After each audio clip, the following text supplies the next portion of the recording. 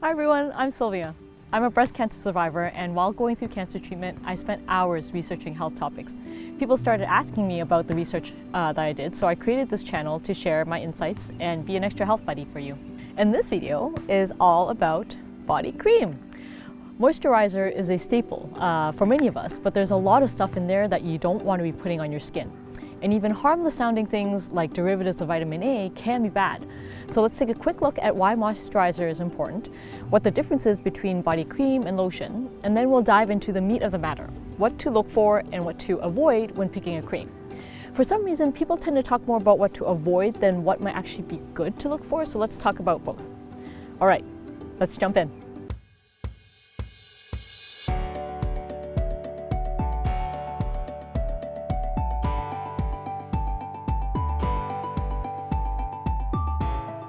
Body creams date back all the way to ancient Greeks, who made their own skincare products using local and natural ingredients. One of the most popular treatments was mixing berries with milk and then applying the mixture as a moisturizing agent all over the body. So why is this important? The skin is the body's largest organ and requires regular attention to stay young, blemish-free, and healthy, in a similar way to how we get hydration internally when we drink water. Body creams are excellent for moisturizing and soothing our skin. Body creams can be commonly used to reduce fine lines and soothe and hydrate skin, which may improve an individual's social life and psychological quality of life. Feeling beautiful is important. I talk to so many people with cancer who feel a loss of self-worth when they don't feel beautiful. Moisturizers can also be considered as a therapeutic product due to their application to overcome diseases associated with skin dryness and irritation. Body creams can have considerable anti-inflammatory and moisturizing properties depending on the ingredients used. For this reason, specific types of body creams have been shown to be effective when applied to treat dry skin diseases due to the fact that they can help lock in moisture and active ingredients. This is why taking a look at the individual ingredients in your cream is important. A long time ago, I was in a ski accident where a snowboarder sliced his snowboard across my forehead, and I ended up needing 6 stitches. If you look closely, you can still see the scar. When I got to the hospital, the first thing my friend did was she gave me a jar of vitamin E oil, which is commonly believed to help with scars. Years later, I still use that vitamin E oil on my mastectomy scar. And as with a lot of things, I ended up looking up vitamin E myself, and in the research found the overall conclusion is that it's a little bit inconclusive. But as Healthline points out, that hasn't stopped creams with every claim about scars and other things with vitamin E to show up in shelves across North America. Now, I found this study which has a great flowchart depicting uses of various ingredients on scar tissue and surrounding skin, from vitamin E to onion extract. It really emphasizes how different things can treat different symptoms. And look, my friend, green tea, shows up in this chart again. If you watch my green tea segment, you'll remember me talking about how applying it topically actually helps skin. And here's more research about how the helpfulness goes beyond just ingesting tea. Beyond treating skin issues and scars, moisturizers also play a role in cancer care. If you've gone through cancer treatment, this definitely won't be news to you. Cancer treatment can cause a lot of side effects on your skin. The National Cancer Institute talks about how chemotherapy can cause dry, itchy red skin, pigmentation changes, or rash or hives in the case of allergic reactions. Stem cell transplants can cause rash or blisters, targeted therapy can cause dry skin and nail problems, and of course radiation can cause like a sunburn, and when I had that, I had sores that were painful and wet. So of course, the National Cancer Institute recommends routine, gentle hydration to help manage dry and irritated skin. If you're dealing with severely dry, itchy, or painful skin, you can get special creams or ointments. So skincare is definitely on the list of things that you can look into getting for a friend or family member going through cancer. And not just creams, but scrubs as well. Exfoliation with gentle body scrubs can help stimulate cells and regenerate them at the same time as removing dead skin cells. But I'll save that topic for another video. And let's not forget, taking time for self-care can help anybody feel better and be more comfortable about how they look. So I say skincare for everybody. Okay, so let's dive into what ingredients you should look out for and which ones you shouldn't. But first, one quick note on the difference between lotion and creams. Body lotions and body creams have many features in common. They both center on renewing your skin's moisture and guarding it against long-term dryness and damage. The principal difference is that body cream is normally thicker than lotion in texture. It has more oil and less water. This feature makes body cream great for slathering onto your skin to provide long-lasting and deep restorative moisture. But body lotion's higher water concentration makes it more easily absorbed in the skin, meaning that if you're in a hurry, body lotion is the one to pick. When it comes to formulations, there are differences too.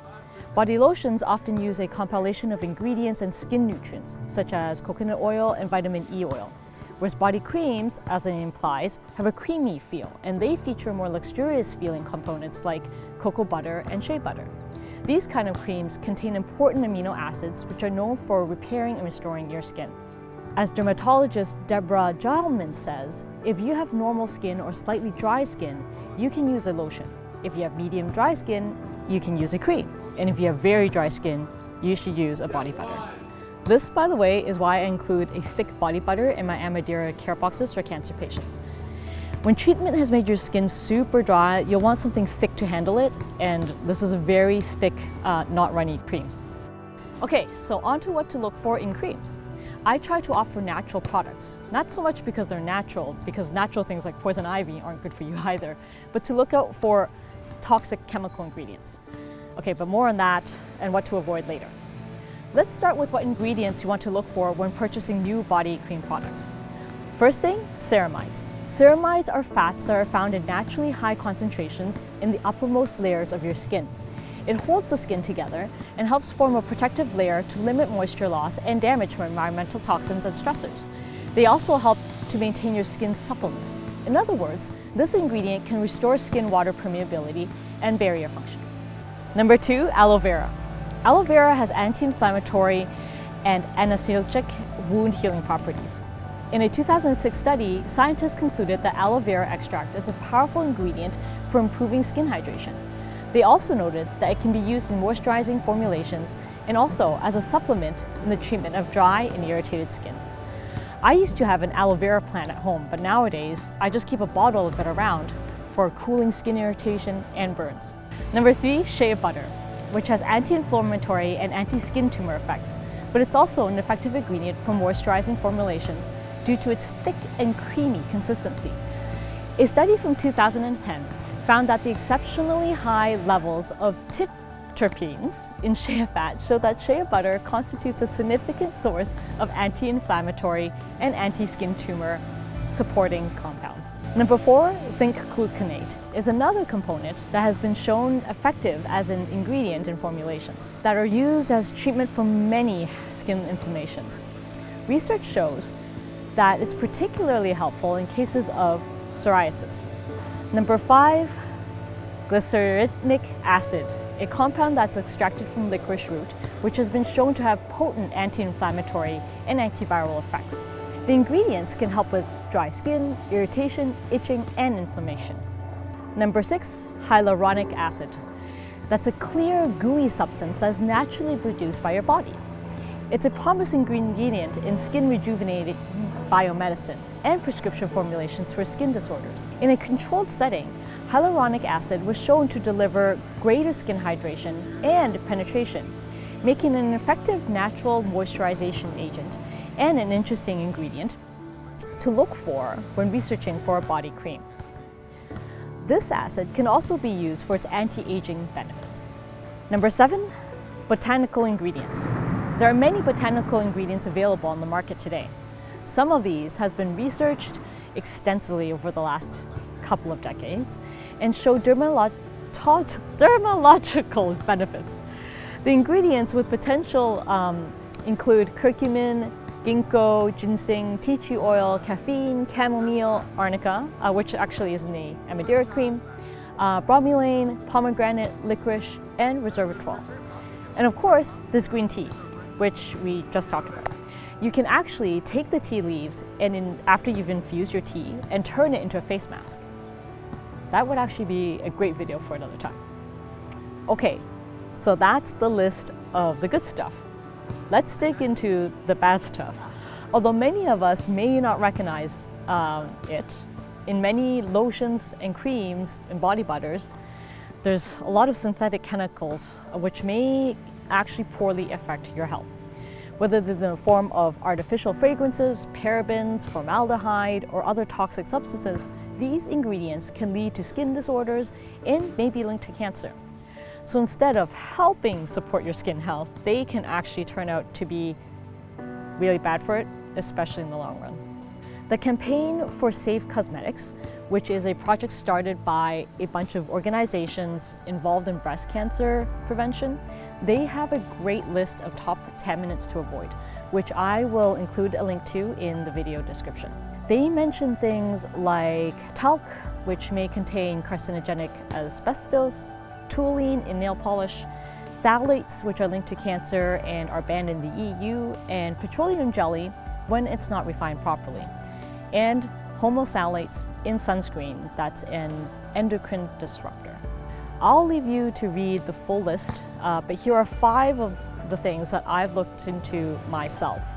Number 1, TEA, DEA, and MEA, which are ethanoline compounds used in lotions and sunscreens, but also in facial toners, shampoos, and exfoliants. The ethanol part of this almost had me fooled. Reading the name makes me think of, the ethanol that we use in hand sanitizers, which, seems relatively safe, and, through the pandemic we've used lots of it. But according to the FDA, the National Toxicity Program completed a study in 1998 that found an association between the topical application of DEA and cancer in lab animals. They also affect male reproductive health and affect brain development of babies through the mother's exposure. Number 2, BHA and BHT. BHA is used as an antioxidant and preservative, which again doesn't sound so bad, right? Antioxidants are good. Well, BHA is a known endocrine disruptor and reasonably anticipated to be a human carcinogen. Environment Canada's domestic substance list has classified BHA as a high human health priority.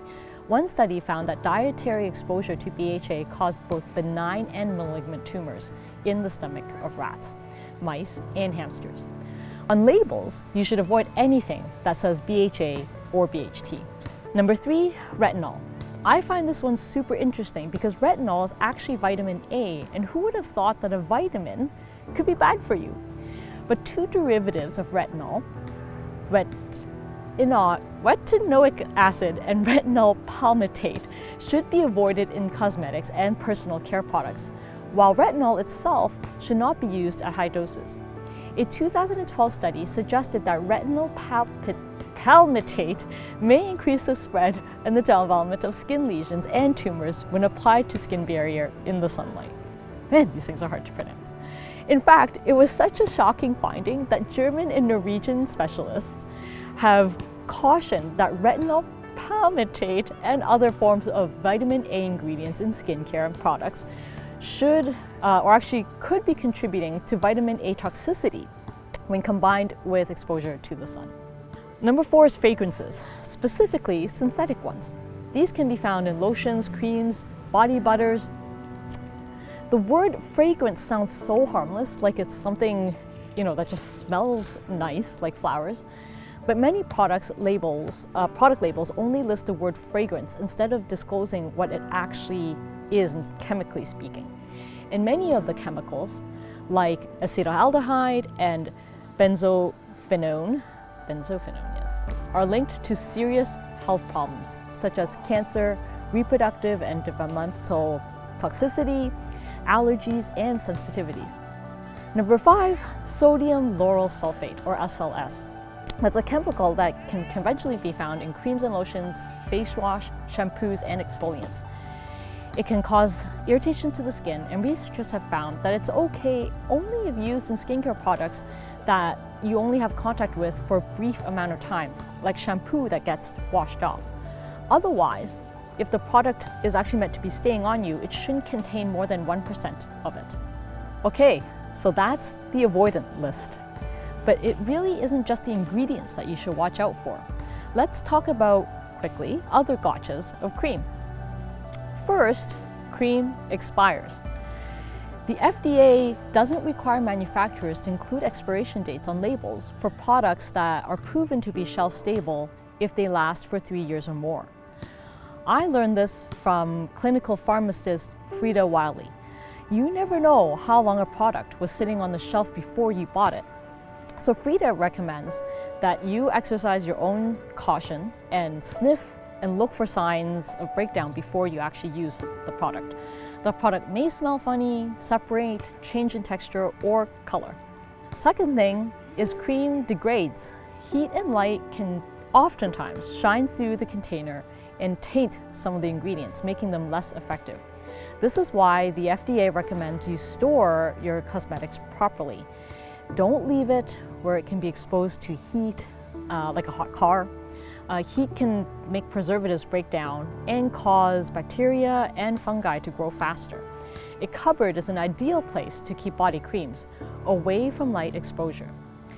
I had left a bottle or jar of Vaseline in my window, beside my window in the washroom. And that's where intense light comes in. And let me tell you, when I open that bottle now, it smells completely off. So don't do that. By the way, this is why with Amidira's products, I keep it in opaque jars and I also seal it because products that are sealed have a longer shelf life, at least around 3 to 5 years. Third thing, cream is easy to waste. My kids have eczema and dry skin on their hands and they use a lotion a lot, but applying it, or when I see them applying it, I sometimes pull my hair out because they get their hands dirty right after they apply it and then they go to the washroom and they wash the entire thing off and we have to do it all over again. And when I tell them to do it in the correct order, which is to wash first and then apply, I see them applying the cream and then, see them washing their hands and even when it's still wet, applying the cream. And at that point, I don't know what they're absorbing. According to dermatologist Vivian Bouquet, it typically takes a product 30 minutes to be fully absorbed. So that's the time that you need to be watching out for. And if you have kids, definitely help them to do it properly so you're not wasting. Now, I try to be good for the earth where possible, and there's a study that was done in 2007 that showed that when people try to apply creams to their bodies, they miss as much as 30% of what they're trying to get, especially if it's harder to reach places like the soles of their feet and their back. So just watch out. You just don't want to be wasting your cream by loading it on places you don't need just because you can't reach it. Last note on this, creams and lotions are easier to waste than ointments. My pediatrician has always recommended that I use an ointment form of the hydrocortisone for my kids' eczemas. It turns out that ointment is way more easy to spread and it spreads evenly, unlike lotions and creams. So something else to watch for. Now, fourth thing, cream may not actually address the cause of your issues. This really hit home for me when I read this quote from dermatologist George Kossarellis. It is amazing how many people you see in clinical practice who have dried out skin or itchy, flaky skin, especially in the wintertime. And it is solely due to their soap. Americans tend to overbathe, and those that shower twice a day, they're drying themselves out. The point of soap is to remove oils, but the skin needs some oil and moisture. He goes on to say that if everyone used moisturized soap, we'd really cut down on the number of people who have dermatology visits. And there you have it. Now you know what to watch out for when deciding what to buy in terms of moisturizer and creams. Your health will definitely thank you for becoming a conscious consumer. Now, I totally know firsthand how stressful it can be to check out labels. I do it at the grocery store, and sometimes I get completely frustrated at how much time it takes to be reading one label and then another, and it's not just checking the ingredients, but comparing ingredients across products. So, you know what I think?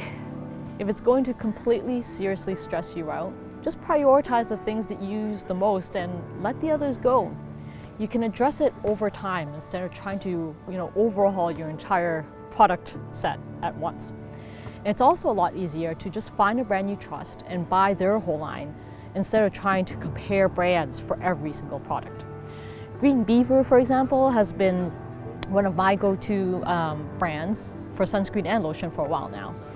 And of course, if you're looking for a friend going through cancer, the Amidira scrub and cream is here for you. Last thing I want to mention before signing off is the Environmental Working Group, or EWG, has a great wallet guide that gives you a quick pointer on all cosmetics, like avoiding SPF above 50 and skin lighteners that can cause skin irritation and damage. They also have a great tool as part of their Skin Deep program, where you can enter ingredients and see the latest research on whether it's good or bad for you. I have another video where I tear down some of my products in my house using that tool, and I also get my own Amidira products graded, so check out that if you're interested. Okay, until next time, take care and remember to subscribe for more. All right, so today was all about skin cream and I came back. He's so dry! Gonna use some of the Amidira cream on him, left over from our video shoot today. How's that feel? Good. Yeah, you need Smells good too. to lotion yourself more on a regular basis, man. This area here, so dry.